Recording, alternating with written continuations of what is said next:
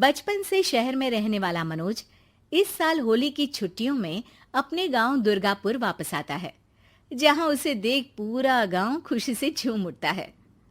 जब गया था तब इतना सा था और अब देखो कितना बड़ा हो गया है। हाँ सरपंच जी, जब मैं गया था तब आप भी बहुत जवान थे और अब देखो कितने बूढ़े हो गए हैं आप। चलो चलो, बढ़िया है। बच्चा घर वापस आ गया। इसी खुशी में आज रात पार्टी होगी। क्या बात है, गांव में भी पार्टियां होने लगी। वैसे अगर पार्टी की बात है तो आज क्यों सीधा होली पार्टी करते हैं। होली पार्टी की बात सुन चहल पहल में अचानक सन्नाटा छा जाता है, जिसे देख मनोज को कुछ अजीब लगता है, लेकिन तभी सरपंच बात पलट देता है। अब बहुत देर हो गई, चलो सब अपने घर चलो, पार्टी के बारे में कल सोचेंगे। मनोज भी मम्मी पापा के साथ घर आ जाता है, पर होली पार्टी और उस पर पूरे गांव की खामोशी वाली बात अभी तक उसके जहन से निकलती नहीं। पापा, होली पार्टी की बात पर सब चुप क्यों हो गए थे? अरे होगी उनकी कोई अपनी बात। मुझे गांव की पंचायती थोड़ी पता है। थक गया हूँ, चलो सो जाते हैं, कल बात करते हैं। पापा की बात मानते हुए मनोज भी सोने चला जाता है। आज तो छुपा लिया, लेकिन हफ्ते बाद जब होली का दिन आएगा तब इसे कैसे रोकोगे? अगली सुबह सूरज के साथ ही मनोज भी गांव घूमने निकल जाता है, जिस पर रास्ते में उसे अपनी ही उम्र के कुछ लड़के भी मिलते हैं, जिनसे दोस्ती कर अब वो उनके साथ घूमने लगता है। इसी तरह कुछ दिन बीत जाते हैं और होली नजदीक आने लगती है। दोस्तों, होली में 4 दिन ही बचे हैं, पर गांव में उसकी कोई तैयारियां क्यों नहीं दिख रही? क्योंकि यहाँ होली नहीं मनाई जाती। अरे पर ऐसा क्यों? वो राजा भूषण।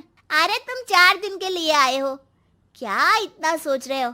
चलो कुछ खाने चलते हैं। इसी के साथ एक बार फिर होली की बात को टलते हुए देख मनोज को शक होने लगता है।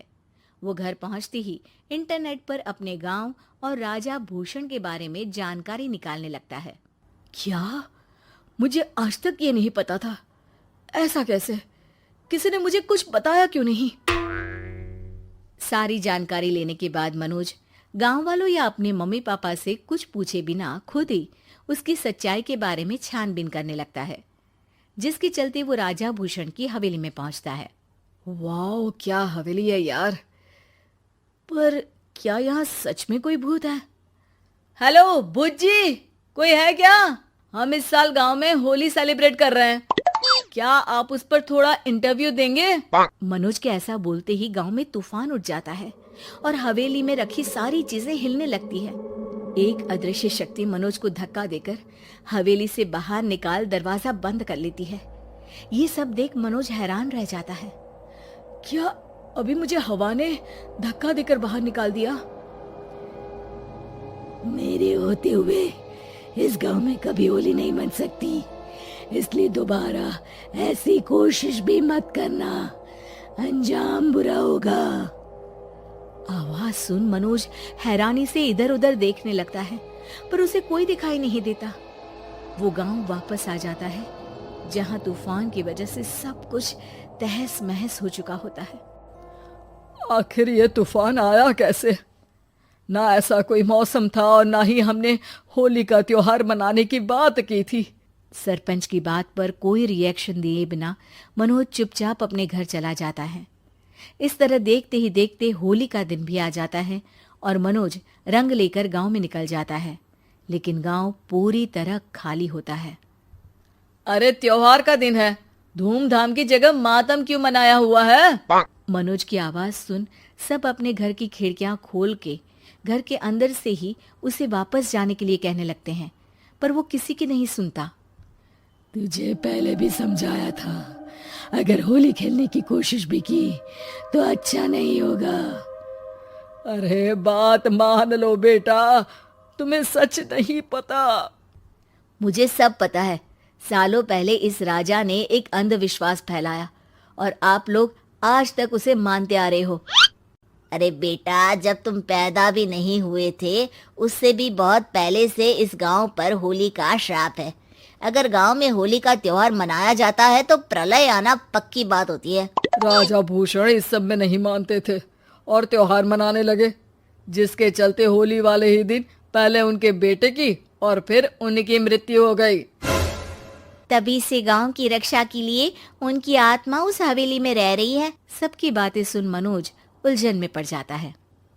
सोचना भी मत मनोज, अगर तुमने इस परंपरा को तोड़ने की कोशिश भी की तो उसका परिणाम इस गांव और गांव के लोगों के लिए अच्छा नहीं होगा।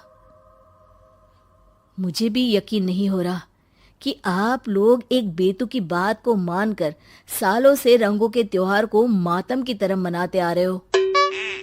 मनोज किसी की कोई बात ना मानते हुए पूरे गांव में रंग बिखेर देता है, जिसके तुरंत बाद वहां तूफान के साथ बिजलियां गरजने लगती है। अचानक मौसम में ऐसा बदलाव देख जहां मनोज कंफ्यूजन में आ जाता है, वहीं गांव वाले डर से सहम जाते हैं।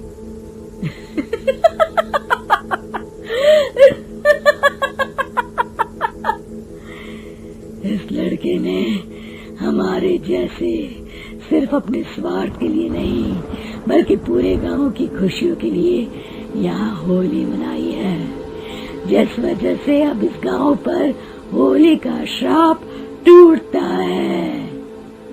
ऐसा बोलकर राजा का भूत वहां से गायब हो जाता है, जिसके बाद गांव के लोग धूमधाम से होली मनाते हैं। खुशियों के रंग गांव में बिखरे ही होते हैं कि अगली सुबह अचानक मनोज कहीं गायब हो जाता है और एक बार फिर गांव में होली का नया राज शुरू हो जाता है।